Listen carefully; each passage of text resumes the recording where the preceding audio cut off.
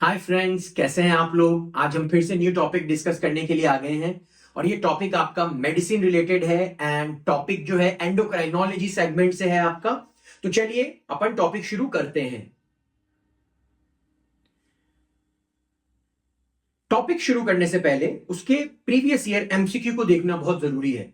तो ये जो टॉपिक है आपका वो INI CET नवंबर 2025 में पूछा गया है। ये पिछले 1 मंथ पहले ही पूछा गया है। ठीक है, तो चलिए क्वेश्चन रीड करते हैं। सो क्वेश्चन क्या कह रहा है आपका, which of the following is not seen in Conn syndrome. Options are hypertension, B option is hyponatremia, C option is hypokalemia and D is the metabolic alkalosis. ये आपका classical symptoms पूछना चाह रहा है कॉन सिंड्रोम में इस question के through. Question और टॉपिक शुरू करने से पहले आप ये पिक्चर मैंने इसलिए डाला है कि आपको समझ में आए ये जो भी चीज है, ये जो क्वेश्चन है आपका, ये दो चीजों से लिंक्ड है। सबसे पहला एक ही आप देख रहे होंगे, किडनी। फिर दूसरा ये जो ऊपर कैप के फॉर्म में है, this is your adrenal gland. तो ये पूरी कहानी जो है अपनी इस टॉपिक की, ये इसी दोनों के आसपास घूमती रहेगी। ठीक है, टॉपिक शुरू करते हैं अपन। तो ये जो आपका टॉपिक है जिसको कौन सिंड्रोम कहते हैं, इसे हम प्राइमरी हाइपर एल्डोस्टेरोनिज्म कहा जाता है। तो ये प्राइमरी हाइपर एल्डोस्टेरोनिज्म का क्या मतलब होता है? प्राइमरी हाइपर एल्डोस्टेरोनिज्म का मतलब ये है कि जो आपका एड्रिनल ग्लैंड है, ठीक है, उसमें प्रॉब्लम आ गई है। तो बेचारा एड्रिनल ग्लैंड क्या करता है, ये बहुत ज्यादा अमाउंट में एल्डोस्टेरॉन आपका रिलीज करता है। तो कौन कौन सी कंडीशन में ऐसा कर सकता है ये? जब इसका बाइलैटरल हाइपरप्लेजिया हो जाए तब ऐसा कर सकता है, या फिर कोई एडिनोमा बन जाए एड्रिनल ग्लैंड में तब ऐसा कर सकता है। तो ये एडिनोमा क्या होता है? यही आपका कॉन सिंड्रोम कहलाता है। ठीक है, तो अब इस कंडीशन में यानी प्राइमरी हाइपर एल्डोस्टेरोनिज्म में क्या हो रहा है, आपका बहुत ज्यादा एल्डोस्टेरॉन रिलीज हो रहा है। तो अपने को पता होना चाहिए कि एल्डोस्टेरॉन का फंक्शन क्या क्या है। तो सबसे इंपॉर्टेंट फंक्शन ये होता है एल्डोस्टेरॉन का कि वो सोडियम को बॉडी में रोकता है, बचाता है, वो बाहर रिलीज नहीं होने देता। और साथ में जो पोटेशियम है वो बाहर उसको फेंक देता है, सिक्रीट आउट कर देता है। तो जब सोडियम आपके बॉडी में ज्यादा होता है, तो यहां पे एक कंसेप्ट आपको पता होना चाहिए कि सोडियम के साथ साथ वाटर भी बॉडी में ज्यादा होना स्टार्ट हो जाता है। जहां जहां सोडियम होते हैं वहां वहां वाटर भी आपको बढ़ता चला जाता है। ठीक है, तो जैसे ही सोडियम एंड वाटर बॉडी में बढ़ेगा तो आपका बीपी भी बढ़ने लगेगा। ठीक है, फिर पोटेशियम की कमी होने लगती है, यहां पे हाइपोकैलेमिया मिलता है और साथ में मेटाबॉलिक एल्कलोसिस होना शुरू हो जाता है। ठीक, अब इंपॉर्टेंट चीज यहां पे क्या है कि एल्डोस्टेरॉन तो बहुत ज्यादा बढ़ा, क्योंकि जो ग्लैंड में ही प्रॉब्लम है तो एल्डोस्टेरॉन तो बढ़ेगा ही। ठीक है, एल्डोस्टेरॉन बहुत ज्यादा बढ़ा, लेकिन जो साथ में रेनिन है वो नॉर्मल होता है या कम हो जाता है। क्योंकि एक सिस्टम होता है फीडबैक का, अगर इस सिस्टम को अपन कहते हैं रास सिस्टम। जब एल्डोस्टेरॉन ज्यादा होगा तो रेनिन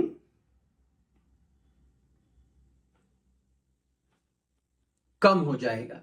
यहां पे ये सिस्टम एक्टिवेट होता है और रेनिन आपका कम ही रहता है। ठीक है, फिर इस कंडीशन में क्या हो गया, बीपी बढ़ गया, आपको पोटेशियम की कमी हो गई, अल्कलोसिस हो गया।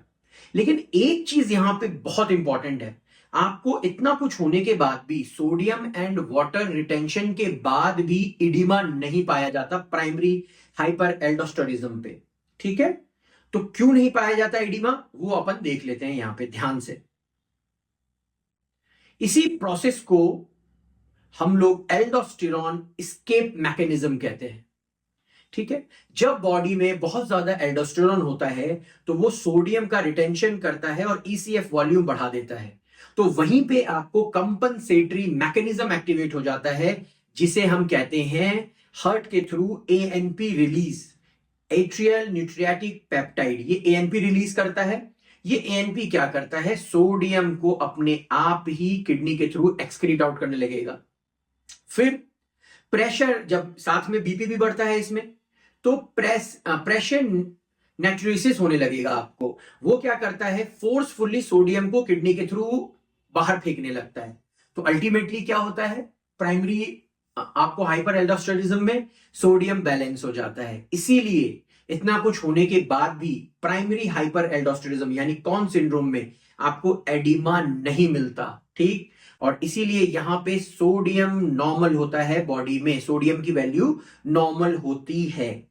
तो स्केप मैकेनिज्म में क्या क्या एक्टिवेट हो गया, एएनपी बढ़ जाएगा, प्रेशर नेट्रोसिस बढ़ जाएगा, जिससे कि वो क्या करता है, सोडियम का एक्सक्रीशन करने लगता है। और यहां पे स्केप मैकेनिज्म के थ्रू एडिमा नहीं मिलता, इतना कुछ होने के बावजूद भी।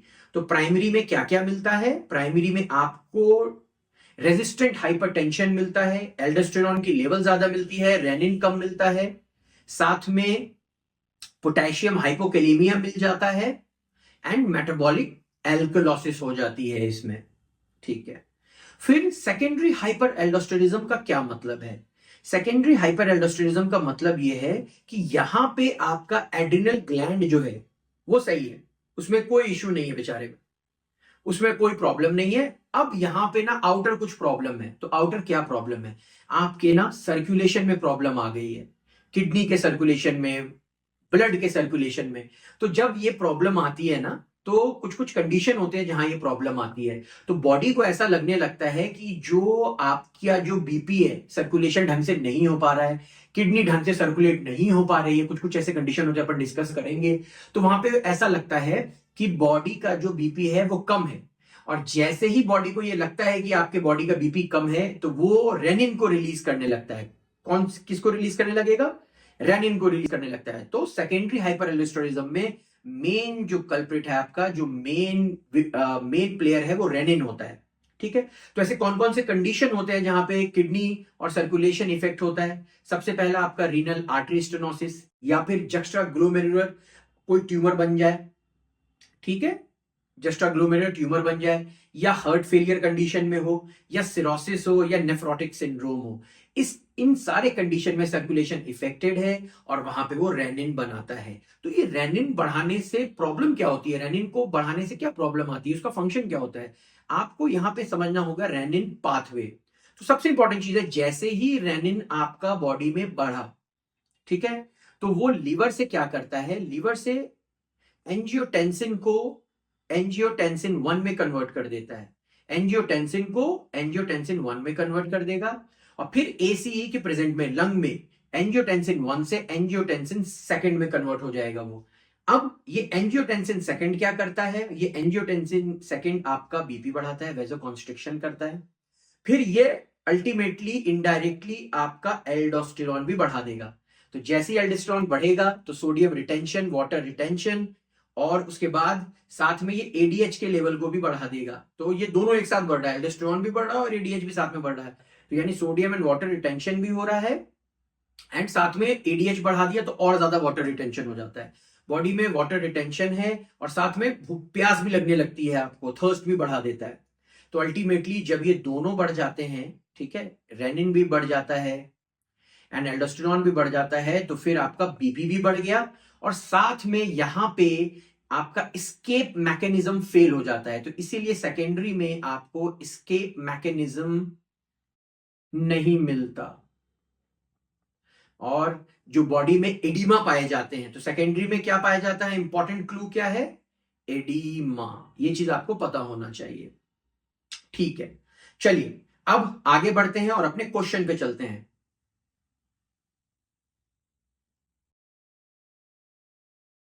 तो क्वेश्चन क्या कह रहा था, क्वेश्चन ये कह रहा है कि वो सिम्टम पूछना चाह रहा है, कौन सिंड्रोम का सिम्टम पूछना चाह रहा है। तो कौन सिंड्रोम का क्या है, सबसे पहले उसने ऑप्शंस में क्या क्या दिया, ऑप्शंस में सबसे पहला उसने दिया है हाइपरटेंशन, फिर दिया है हाइपरनेट्रेमिया, फिर हाइपोकैलेमिया, फिर मेटाबॉलिक एल्कलोसिस वो दिया है। तो जब आपको पता लग गया कि जो ये कौन सिंड्रोम है वो क्या होता है, जो कंडीशन होती है उसमें एल्डोस्टेरॉन आपका काफी बढ़ जाएगा। जैसे ही एल्डोस्टेरॉन बढ़ता है तो ये क्या करता है, आपको ये जो पोटेशियम है, एल्डोस्टेरॉन क्या करता है, ये पोटेशियम को बाहर फेंकने लग जाएगा, आउटसाइड बॉडी, ठीक है, आउटसाइड बॉडी।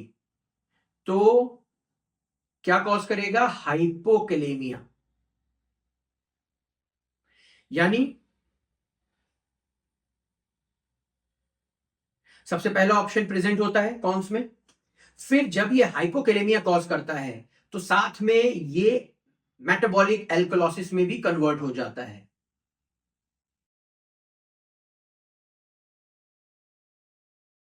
तो ये मेटाबॉलिक एल्कलोसिस भी कॉज करता है।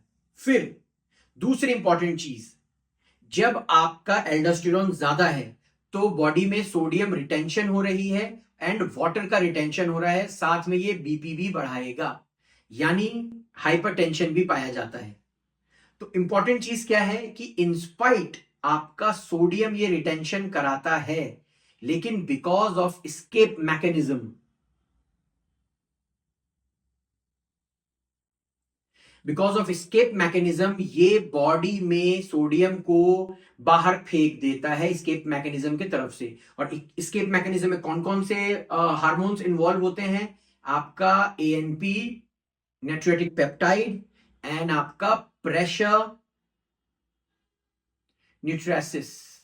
ये दोनों क्या करता है, जैसे ही ये आपको सोडियम बॉडी में बढ़ने लगता है, ये सोडियम को बॉडी से बाहर किडनी के थ्रू स्क्रीट आउट करने लगता है। So the correct option for our question is hypernatremia. तो so that's all for the class today. You thank you, bye bye, and take care.